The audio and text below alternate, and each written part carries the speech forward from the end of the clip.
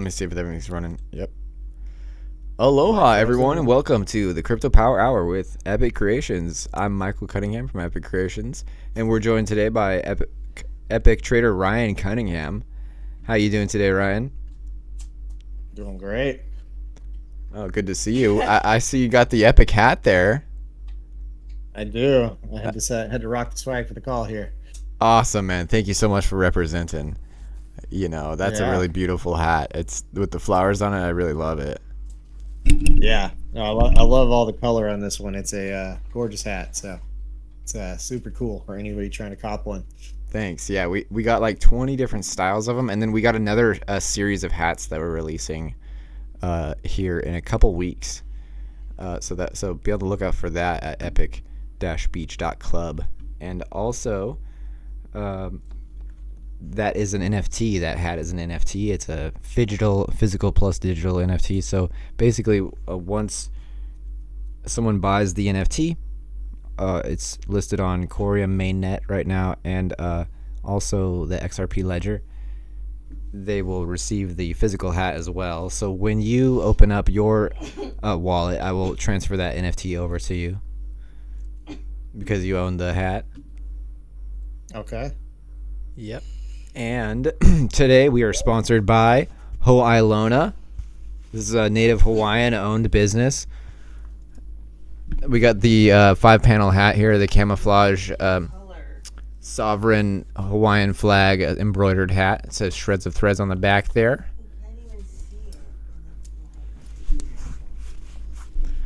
You can see it much better on the website. And I will post a link down below to the Ho'ailona website. It's Ho'ailona is the name of the business. So check those out. Thank you. So today we got the Bitcoin chart up here today. We're at $48,301 currently. We're in a little kind of upward wedge, ascending wedge pattern going on here.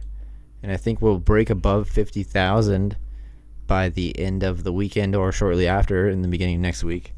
That'll be good because after that sell the news event of the Bitcoin ETF, it's good to see it finally pumping. What are your thoughts, Ryan? Yeah. So I'm looking at the charts here. I've been thinking about, and I've been telling you. I mean, we had Crypto Power Hour back in November, and I think in December. I think I mentioned to you both times. Okay, 48,000 is really our line to beat. It's our major resistance. It's our when we had our crash from all-time highs and we went all like 30 and then we rebounded. This is back when Do Kwon was buying like dollars like open market per day of Bitcoin to like stock up his lunar reserves right before then crash the market from 48K down to 20. But forget about that part. Our rebound bounce from all-time high up to our rebound was 48. I'm gonna look at it right here. It was, and if you want to follow along on the chart, feel free. But it was 48,240 was our number there. And so a second ago, before we did the intro, I was looking at it. We were right at about like almost exactly 40. So I just want to recap what has happened the last couple months. So we had it looks like I'm going off of my phone just because I only have one screen, but we hit a high of 49,114 on January 11th. So a couple days. Was that ETF day or was it the day after? Or 2 days? It was January 9th, right? It was ETFs. Am I right? Wrong on that? Because I thought we had a flat day the first day that it traded. I remember like everyone was like, "Why is it the ETFs just got approved?" So I think it was maybe the day after, or it could have even been 2 days after. But basically, what I'm saying, the first day that the ETFs went live, I remember the market actually barely moved, and people were like freaking out that it wasn't moving. And so I think it had to be like the day after. It's been incredible volume through the ETFs and all types of stuff, but a lot of that is OTC. But no, so I'm just looking at this now. So this is one of those times when you get in and you're like, is the market programmed? Is this all just like TA or is this someone fixing the market or whatever? Because think about this. our last peak between here and all-time high, 48,240. We, the day after the ETFs came out, peaked. We broke that. Let's see. Yes, we even all the days before that. I'm looking at 48.81. So the only day that we broke, and remember, I've been telling you forever that was our major line of. The only day that we broke 48,240 was our last high, and we crashed and we corrected 20% from that point. So, I mean, like I said, that's going to be our hardest resistance, 48,240. So we broke above, hit all the sell orders, crashed down to 40,000.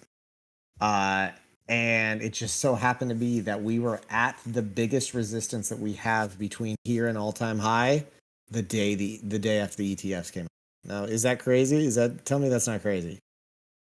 This is something we hit. Was that April or May 2022 that we were at that?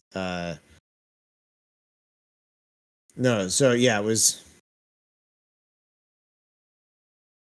Let's see. So this is March 31st to May 6th. So the last time we were at March 29th. So that's the day that would be the day that Luna crashed. Yeah.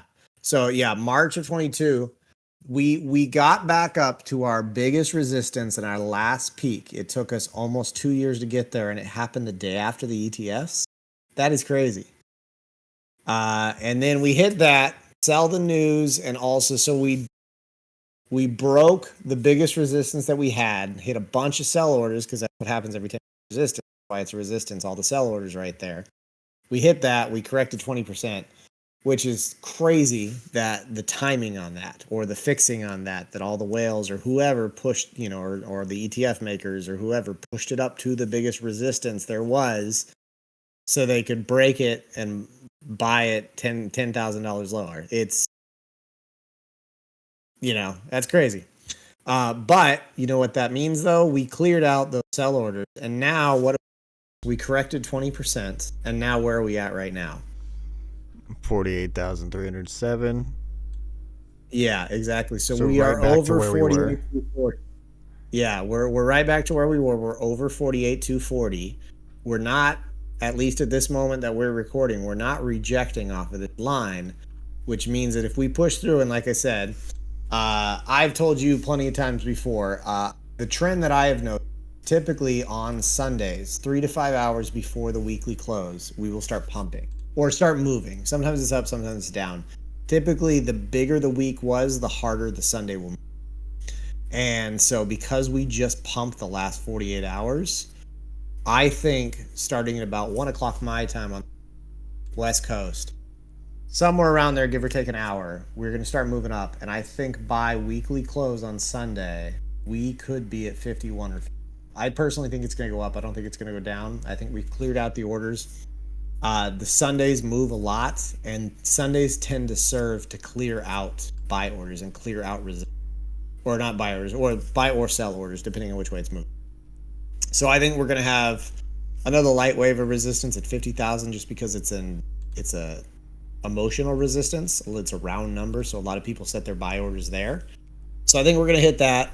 I think Sunday, because there will be no volume, will push us through that. And then I think what will happen is that we are going to go into Monday, maybe be flat or down. I think we'll pump Monday, but sometimes the Monday is flat.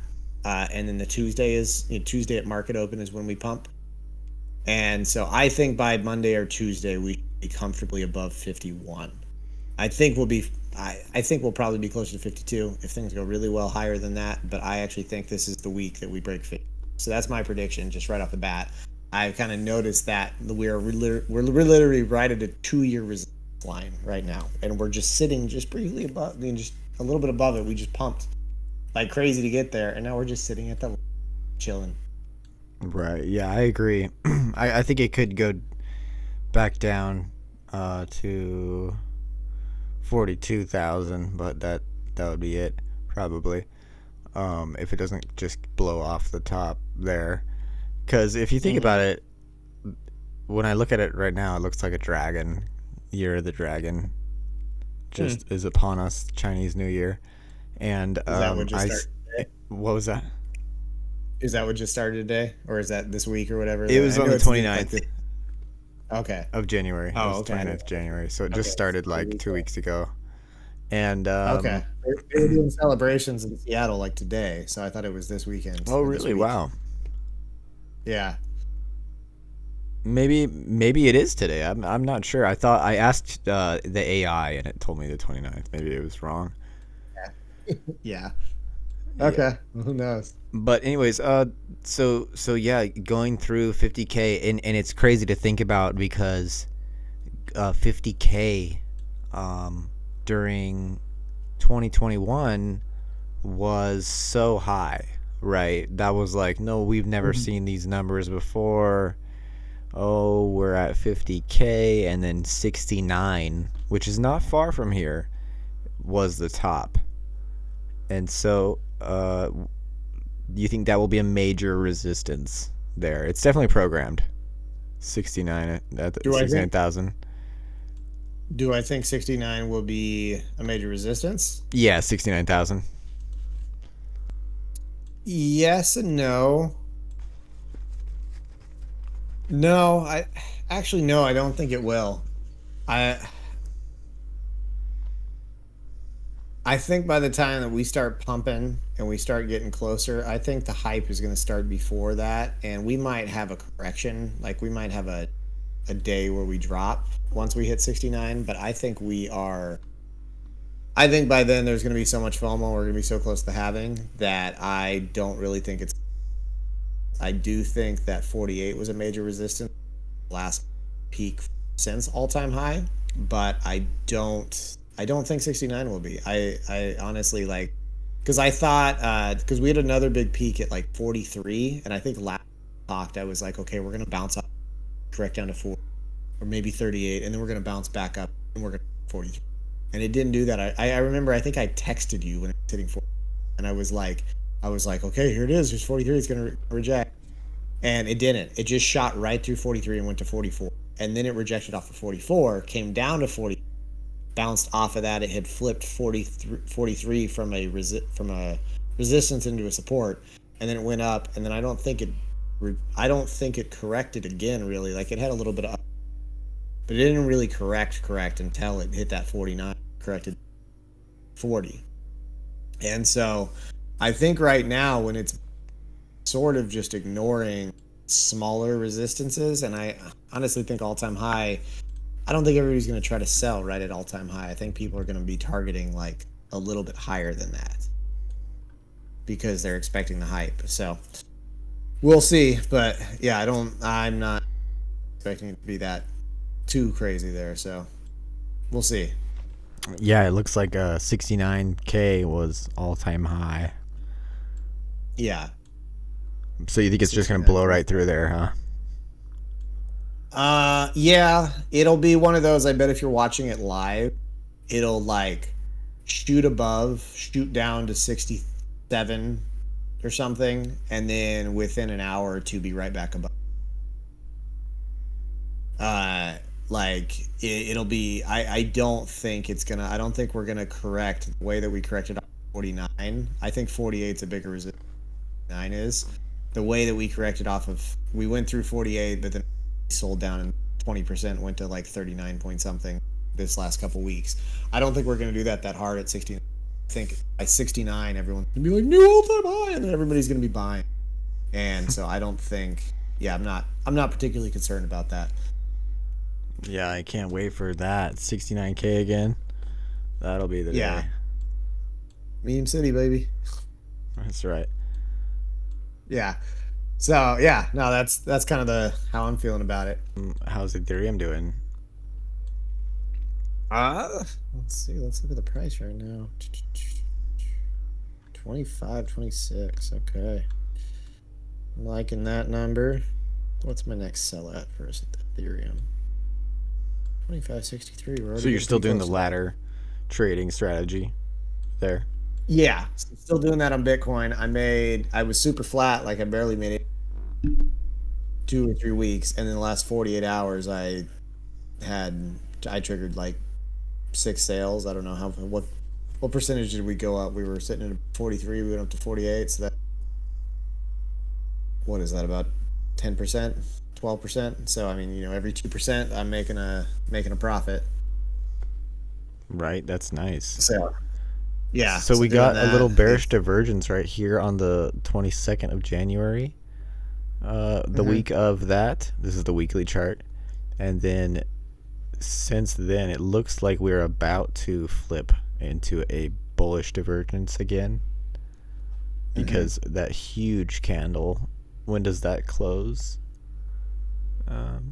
So tomorrow. Tomorrow? Is that a weekly? Yeah, Is that's the that weekly. Yeah, you're at the weekly. So yeah, that'd be tomorrow. Nice. Yeah, Monday, huh? Yeah. So tomorrow, yeah. Great. Yeah, What was Ethereum's that looking really earlier? good. It's looking real juicy, and I think I just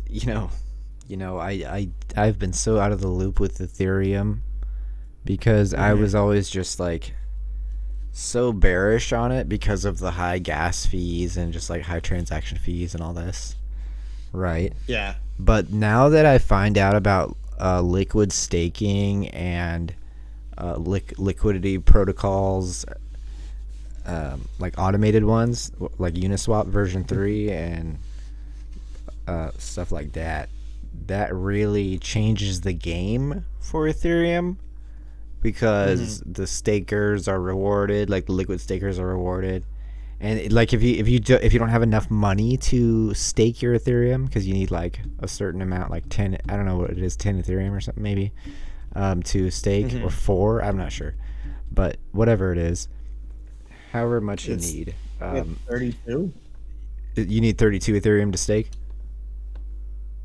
To run, I don't remember the term. It's been a little bit since I really looked into this stuff. I think it's called a node that you're running right on. I think. A node, a validator. Yep. Yeah, but to do your own, you need 32. But there are pools of people that can throw in. I throw in 8. Guy throws in, 20, and that makes our 32. And so I think there are pools that you could, like staking pools, where you can create a node with your Ethereum in like partnership. But technically, if you want to be your validator, your own node, 32 that you have to have. Yeah, and then since that model came out, now they have like a new feature in the ecosystem where is liquid staking. So basically, you don't need 32 Ethereum to do liquid staking. You just need a little bit. You could probably do it with 1 or less Ethereum. Okay. And so that it's the same thing as staking. It's just like you're doing it kind of, it's like on another layer almost. I want to say like another layer, like layer 2 or something. But so that's really cool that you can participate in the staking ecosystem of Ethereum that way. Yeah, because 32 Ethereum. That's right now. That's $70,000 or something, $80,000. So that's a lot to get into it, and that's what people were complaining about when it first went live. Is that you kind of have to already had been holding Ethereum in order to get into something like that. But it pays. It's something like I think they were making predictions of 3 to 5% per year. Which if you have 80,000 Ethereum, that's some good change. And then and with all the gas fees on Ethereum and how like it's fluctuating all the time, and how much gas is really like used, and how much transaction fees are taken up, it really like, and that all goes back to the stakers, right? All the gas fees, all the transaction fees, or not all the transaction fees for all the platforms. Like some of them go to the platforms, right? But for the gas fees, it's just straight goes to the stakers. So if there's really high gas fees, then the stakers and the liquid stakers and the liquidity pool providers are really just raking it in. Yeah. So I'm not playing on my phone. I'm actually looking something up here. So I'm trying to look up. I remember I don't actually consume as much crypto content as I used to, just because I've been a lot busier lately. But I am trying to find out because ETH is actually at times disinflationary, right? And so I'm trying to look up. So right now, because ever since the big update that they did in like 2021, ETH now, every time an ETH transaction happens, ETH is burned. Oh, it's burned. Okay, I thought it went to the stakers. Well, so it does. The gas fees go to the stakers, but there's also a little bit of ETH that is burned every time. Oh, every okay, time okay, a transaction okay. happens. Yeah. And I don't know the exact amount. I don't. You'd have to spend some time looking at Google for those Right. numbers. But that's super But- bullish because it's being burned and all the all the rest of the gas fees are going to the stakers. So that's super Right. bullish for the Ethereum ecosystem because it makes you want to stake, which supports the ecosystem, right? And then more people want to use Right. it, and then the more people that use it, the more yield you're getting. So it's really just a win-win-win for everybody. Yeah. Well, and so here's the thing: is I believe so the same way that Bitcoin, a specific amount of Bitcoin is mined per day, right? With a very little bit of variation based on half rate, but it's more or less the exact same amount of Bitcoin. A block is every 9 to 10 minutes, and I think a block right now is 6.25 Bitcoin as a block reward, right? Is that correct? No, Right. I could be. I think it is. Yeah. For at least a few more months, then it goes down to 3.125, and then the world goes crazy. But Yeah. so it's the same thing with Ethereum. I believe a certain number of Ethereum is mined process. I'm less of a tech guy and more of a trader, but whatever the process is for Ethereum, it is created the same amount is created every day. But with Ethereum, it is what happens with Ethereum is it burns based on amount of volume. So on busy days on Ethereum, it is actually burning more than is on slow days on Ethereum. There's more being created than is being burned, and so there's actually a positive. There's an increase in Ethereum, and then it's inflationary for that day or for that time period. And then if there's a lot of volume on it, and what happened at first is as soon as ETH 2.0 launched, that was when NFT hype was that was the big boom for NFT hype. So tons and tons of ETH was getting burned, and then we went into the bear market. Interest went away, and it started being inflationary because there was more being mined and burned. Lately, we've actually been back into disinflationary period. So ETH right now, this website. This is called beaconcha.in/burn. And it shows you how much is being burned. So it says ever since the upgrade EIP 1559 in total, see there's no commas in here, 4,667,000 ETH have been burned.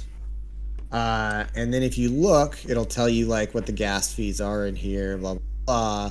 But then this is the interesting thing, and it actually just changed a second ago. I started explaining this to you. It says right now that green ETH is being burned. The red means ETH is being, or more ETH is being created than burned, essentially.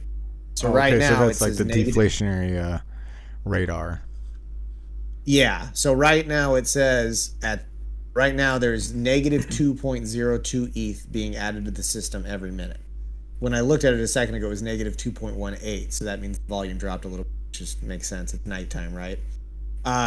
But so that means there right now, essentially a net of negative 2 Bitcoin or negative 2 ETH. It would be nice if it was negative 2 Bitcoin. There's a net of negative 2 ETH every minute. So there's 2 less ETH a minute from now than there will be right now. And that's right now when we're not in the bull market. But think about what's going to happen once all the FUD and all the hype and everything shoots off. Because we haven't really seen EIP 1559 came into the last bull market. We have not seen a full-blown bull market with a full-blown ETH burn going the whole time.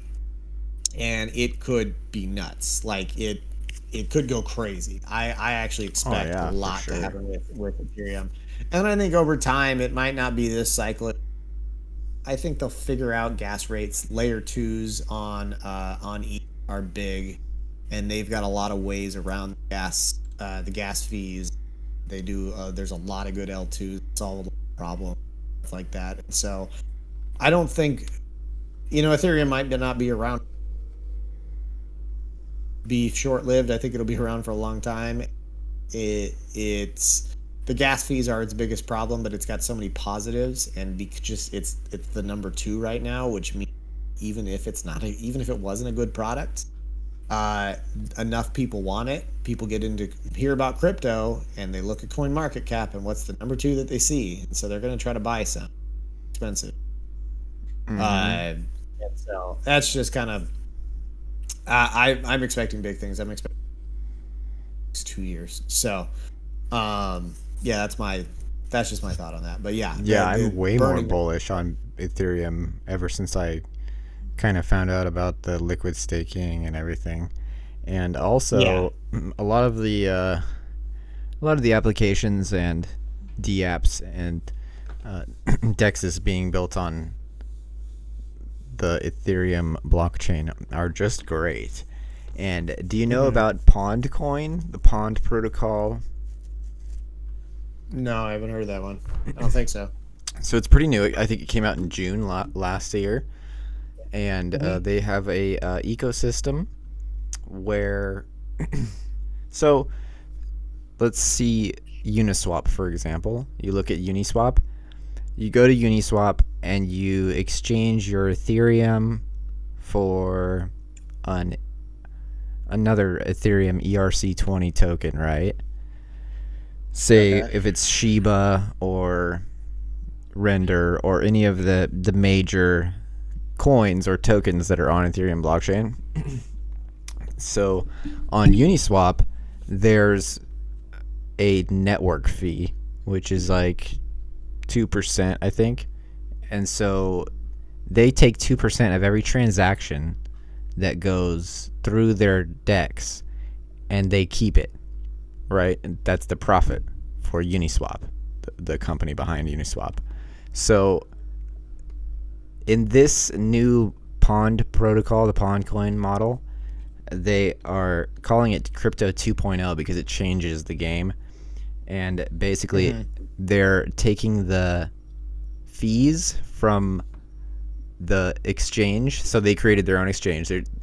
They're taking the fees from their exchange. They're investing it all into liquidity pools and staking and liquid staking protocols, and then they're getting yield from that, and then all of that yield is then distributed to the users of the DEX. So it kind of is a new model for crypto. So I just wanted to tell you about that and get your thoughts on it. Okay. Yeah, sorry, my computer is glitching and my wife was walking through the phone, so I only caught part of what you were saying here. Can you still hear me? Okay, there we go. Yeah, I can hear you fine. Terrible laptop and my it just like froze on me. So sorry. Can you go through a brief overview of that again? Yeah, 2%. Briefly, it's just regular DEXs charge you like a 2% fee or whatnot on every transaction if you're trading your Ethereum for Shiba Inu or whatever other ERC20 token there is that you want to buy on the DEX. So they'll charge you a 2% transaction fee, and then they'll keep it, and then that's their profit, and that's how they run their business model, right? And so this guy, Polyox on Twitter, he started a new protocol called Pondcoin Protocol, and they have a DEX, and if you use the DEX, they have a transaction fee just like the regular Uniswap does, like a 2% transaction fee on every transaction. But instead of keeping that, they invest it into outside external liquidity pools and liquid staking protocols and other external investments. And then that yield from those investments gets distributed among the users of the DEX. So it's kind of a new model. They're calling it Crypto 2.0 because it hasn't been done before. Yeah, it doesn't. That sounds like a lot of marketing to me. I mean, it's cool like that they're reinvest. It's not redefining crypto program. Like it's, you know, it's not a new way to blockchain. It's not a new way. All it is,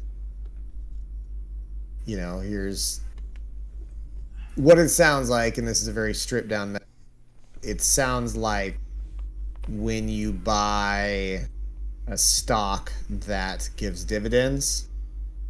So you're not just holding the stock and hoping the stock goes up, but it's also paying you, every once in a while. So that's, I mean, it's kind of sounds like that. It's not, there's nothing wrong with it. It sounds good, but it's, yeah, it just, I think crypto 2.0 sounds like for what you're saying it's a big name for, well, it's essentially like a rewards program. Like, thank you for using our decks. Like, here's some extra cash back, basically. Right. It's better than basically not getting anything back.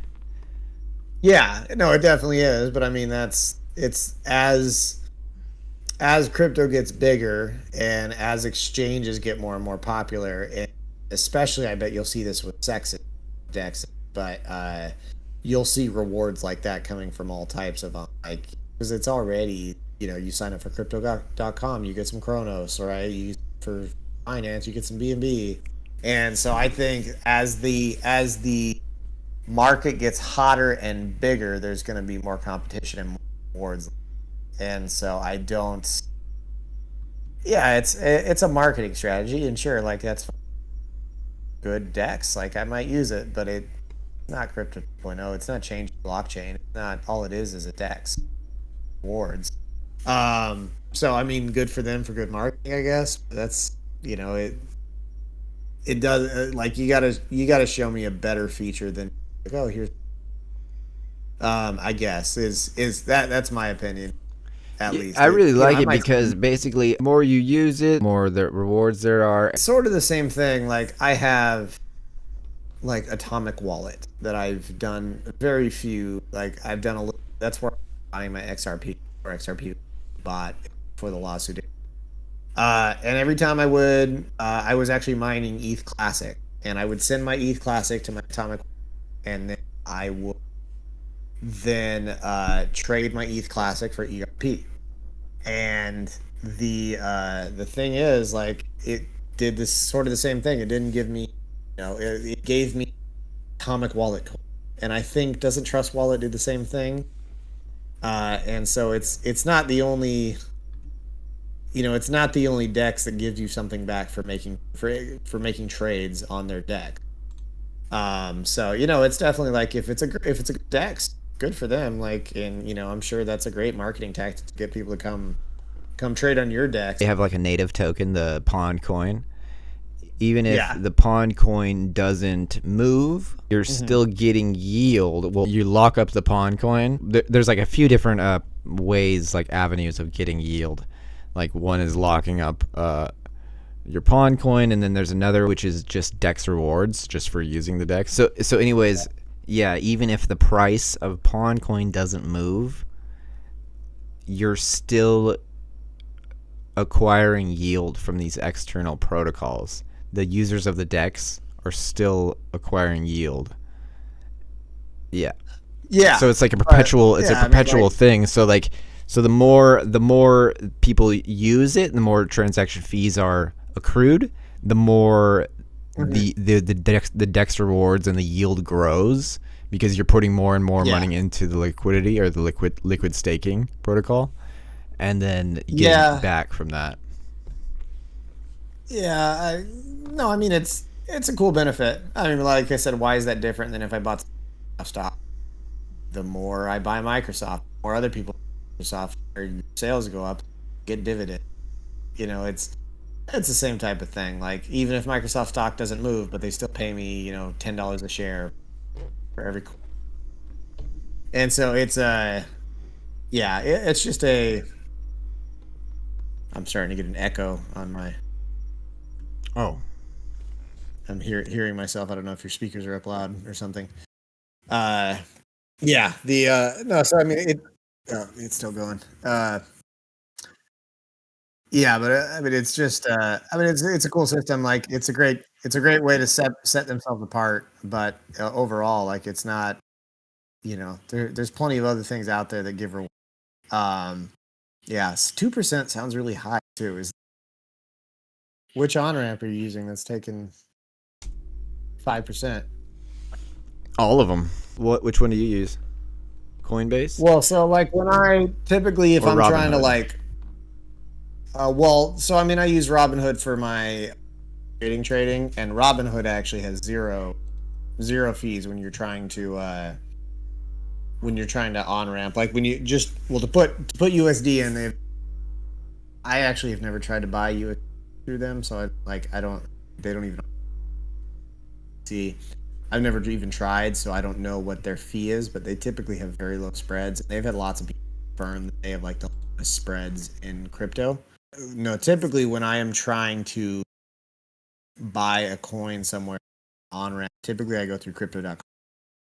And I'll add, like, if I went right now and added, I do this all the time. Like, I'll go every paycheck, I tap XTP, and what I do is I put like $100 in, and so say I bought $100, by $100 would go straight in was the fiat one.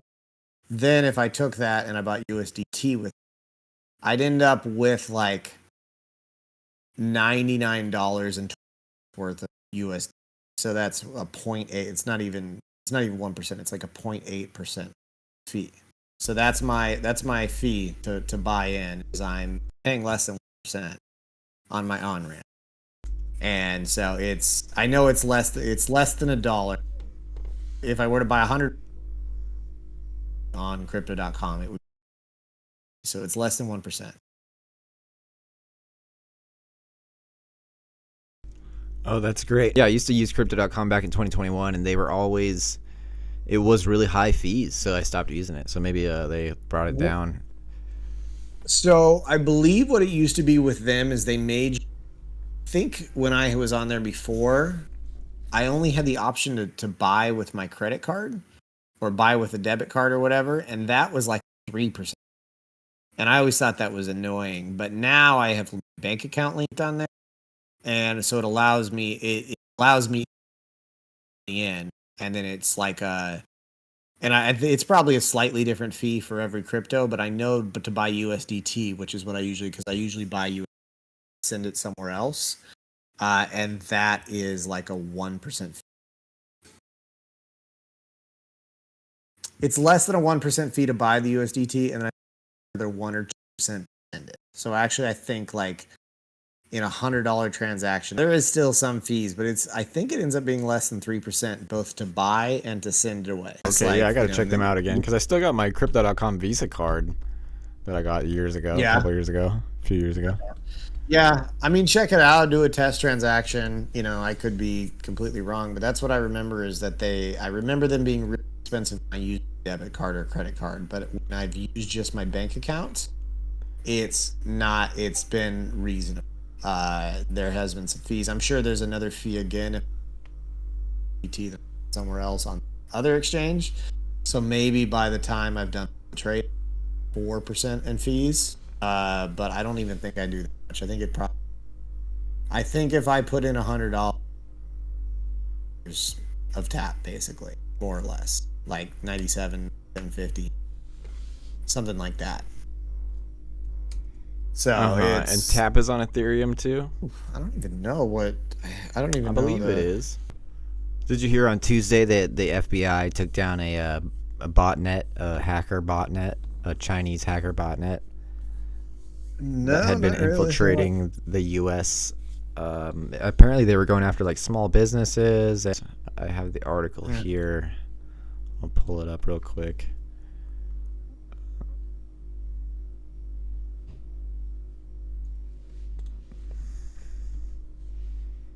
And then we had an earthquake here yesterday in Hawaii, 6.2. That was pretty wild. It woke me up. I was sleeping, and I woke up to to my hips just rocking. back and forth, and I felt it in my spine. It really rocked my spine. I woke up to it, and something on the wall was shaking too, so I immediately knew it was an earthquake. I said, "Oh, that's an earthquake." And then I got up and said, "Did you feel that earthquake?" But anyways, here we go.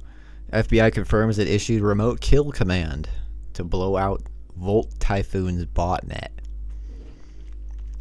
China's Volt Typhoon spies infected, quote, hundreds, unquote, of outdated Cisco and Netgear equipment with malware so that the devices could be instructed to break into U.S. critical infrastructure facilities, the Justice Department has said.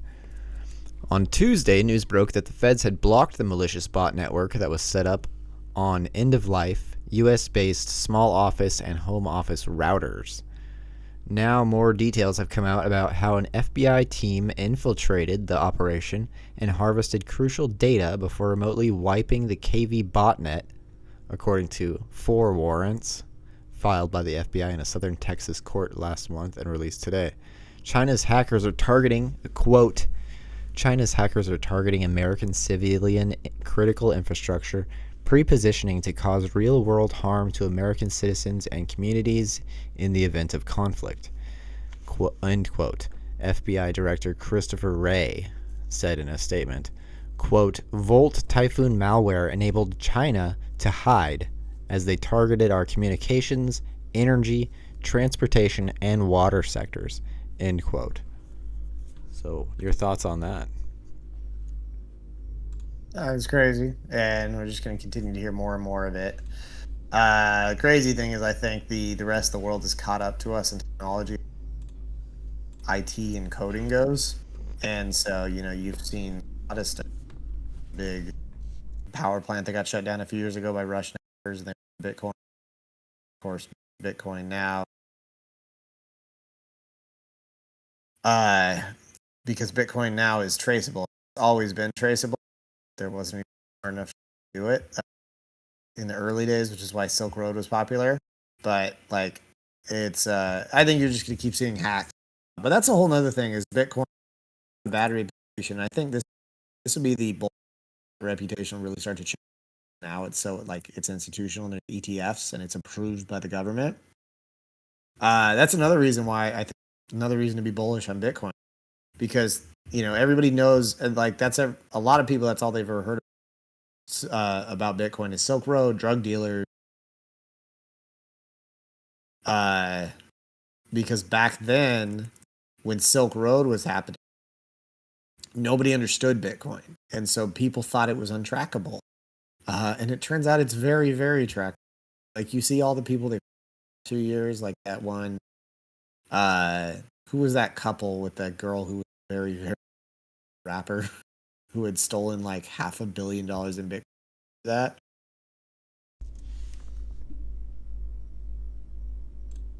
No, I did not hear about that one. What happened No, there? you don't? Okay. No, about like the Silk Road and everything. I heard that there's a lot of wash trading going on right now because the Ethereum gas fees are super high. Gas transaction fees are super high. I heard there's like a bunch of wash trading going on. I don't know who's doing it, but it's interesting. Okay, here we go. You want to pull this up on YouTube? I guarantee you. Yeah. I have to set the scene with this girl and her boyfriend in something like 2016 or something, 2018. They stole a bunch of Bitcoin, which was worth a lot of money at that. It was worth a few million. They got busted, I think, right around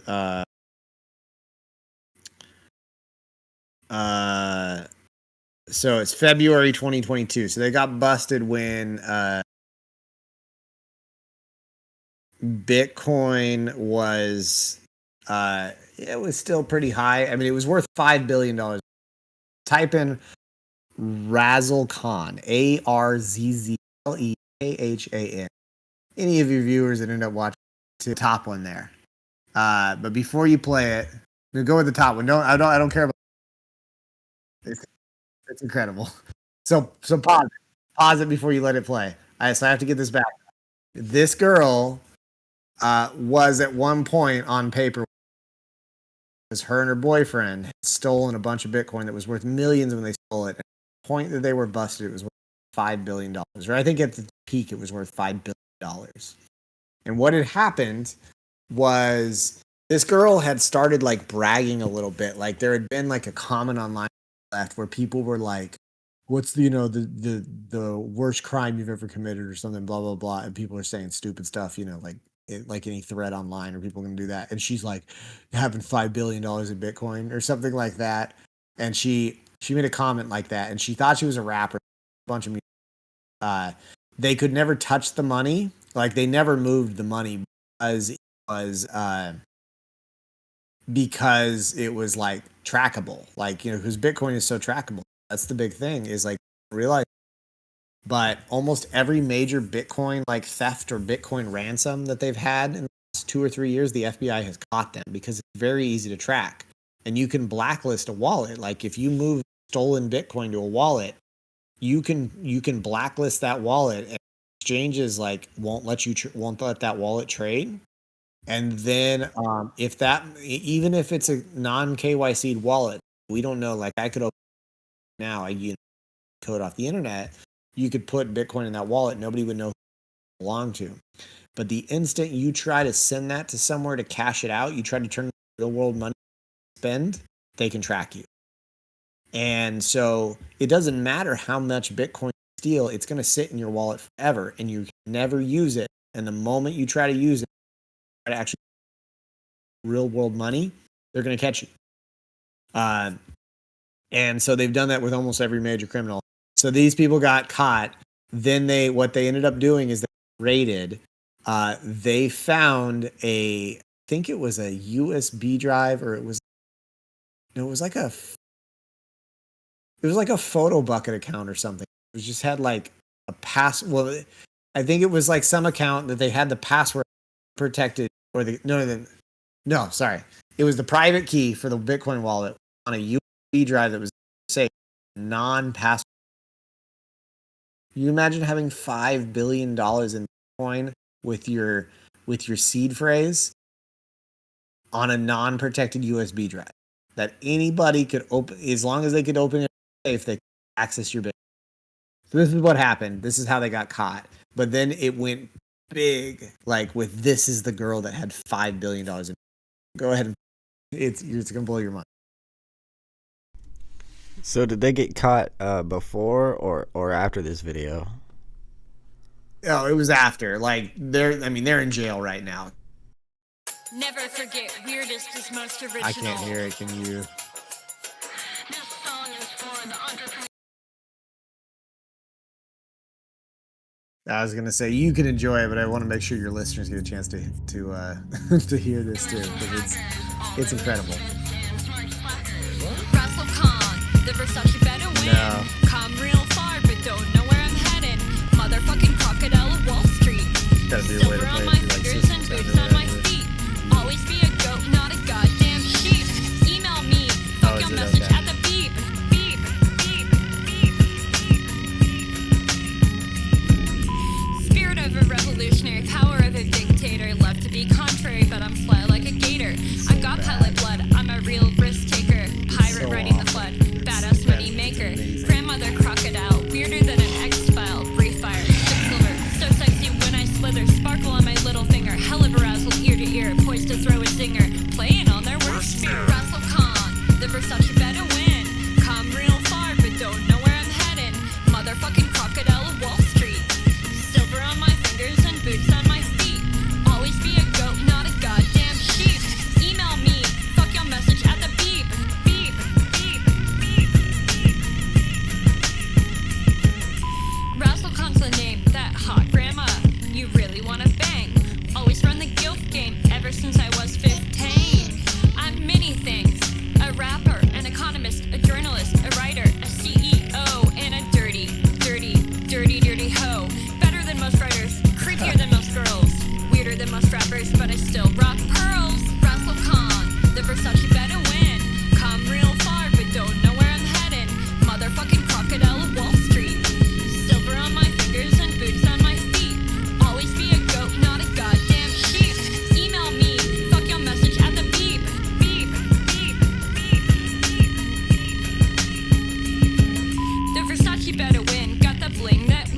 the Berber might. I'll win every fight. My swag ain't just lit. Silver really packs a hit. Fobby fashion so legit. Pussy bitches saying stop, about to pop. Ain't gon' quit. They say Raz a filthy bitch, but they're jealous of my tits. My eyes, my nose, my bling, my clothes, these rings, my hose. Everyone knows I don't fuck with no bros. Unless they're gay, gays don't count. They're exempt. Razzlekahn, the Versace better win. Come real far, but don't know where I'm heading. Motherfucking crocodile of Wall Street. Silver on my fingers and boots on my feet.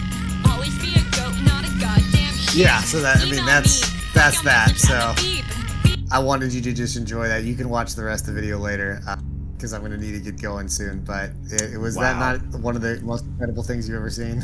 So incredible. That was really something. That was like the most ratchet, like nerd dork, like trying to be gangster thing I've ever seen. Yeah. There is an entire genre. She out stole there. $5.6 billion? Yes. From who? Yes. From I don't even remember. a bunch of You'd have to people, look or you'd have to look into it. No, it was a hack of something. I don't know what she hacked, but it was a. I think it was her boyfriend maybe that was her, but they. Well, yeah, at least I think they. Hacked kudos to them some for older pulling shit. it off, but they got caught, so pretty stupid. Yeah.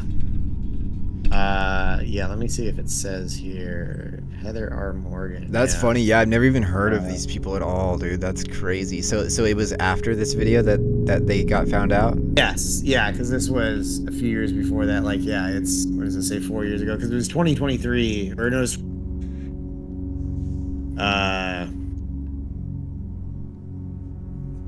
No, the only thing that I've been hearing about lately is the BitBoy scandal. Did you hear about that?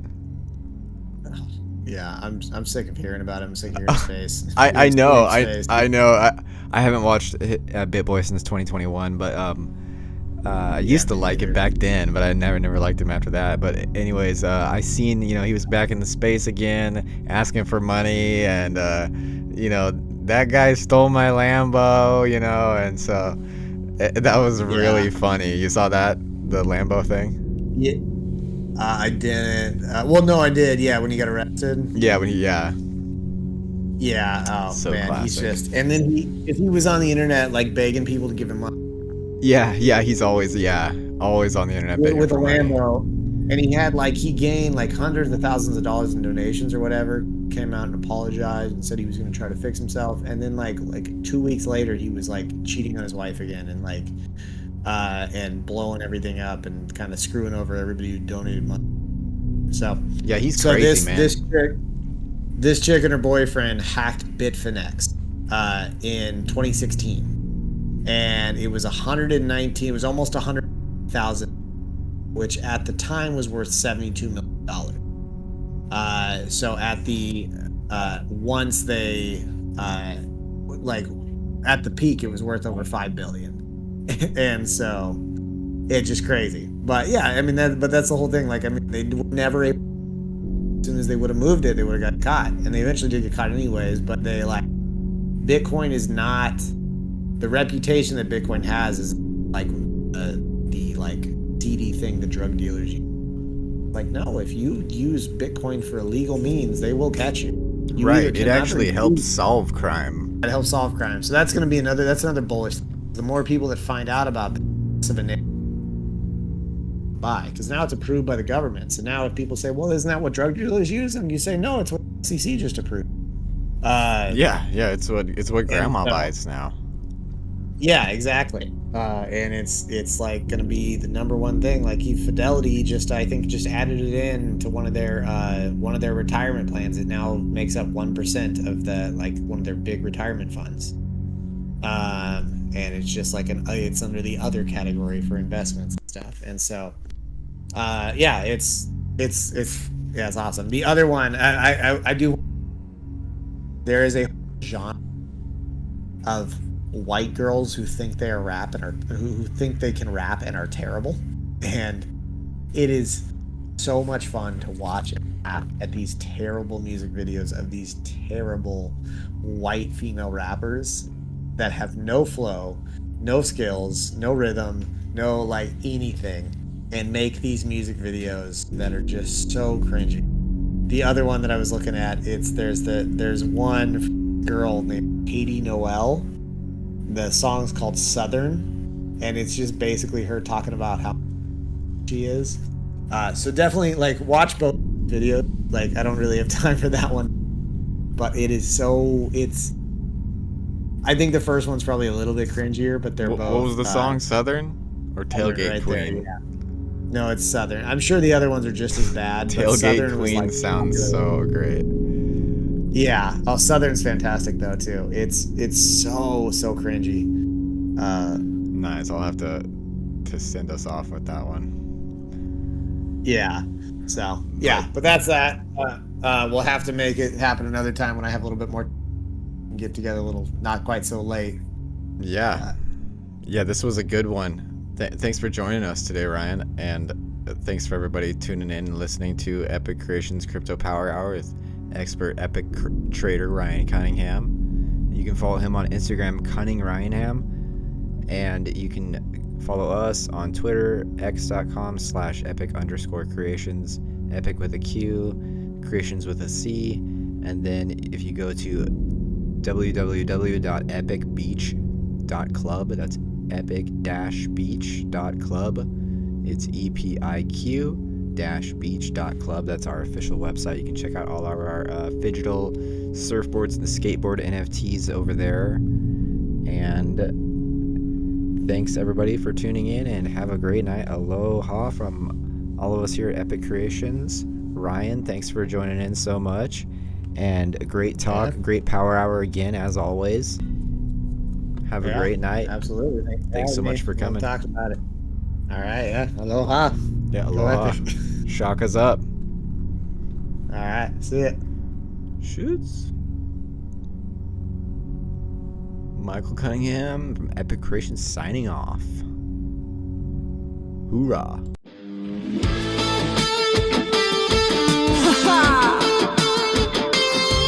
Let's go.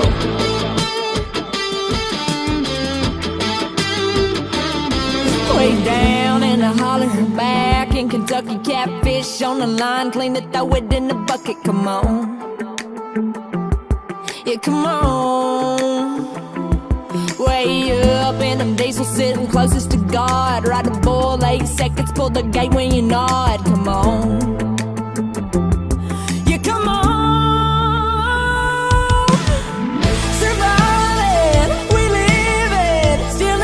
With a shitting, grinning, fried chicken, cat head biscuits, summertime cold beer, sweet smoke brisket, down home sexy, yeah, we know it. Fresh pig, sweet corn, baby, we grow it. Redneck backwoods, tougher than shit. Got some bang with my twang and the grit, 'cause I'm southern.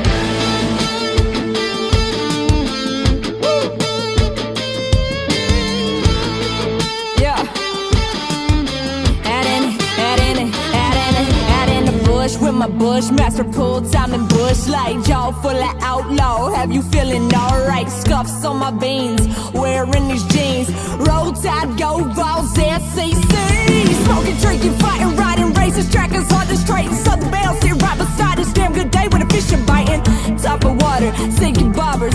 I get these looks from my mama, kick ass from my father. Come on, surviving, we living, stealing hearts with a shitting, grinning. Fried chicken, cat head biscuits, summertime cold beer, sweet smoke brisket, down home sexy, yeah, we know it. Fresh pig, sweet corn, baby, we grow it. Redneck backwoods, tougher than shit. Got some bang in my twang with some grit. DOWNSOUTH for the win. Down south, that is where I reside. Carolina, Tennessee, Kentucky till I die. Got a 606 and a 615. Got the 828 and the 865. Got the 706 sitting right beside me, with my Knox County boys pulling up behind me, bitch. Surviving, we living, stealing hearts with a shitting grin.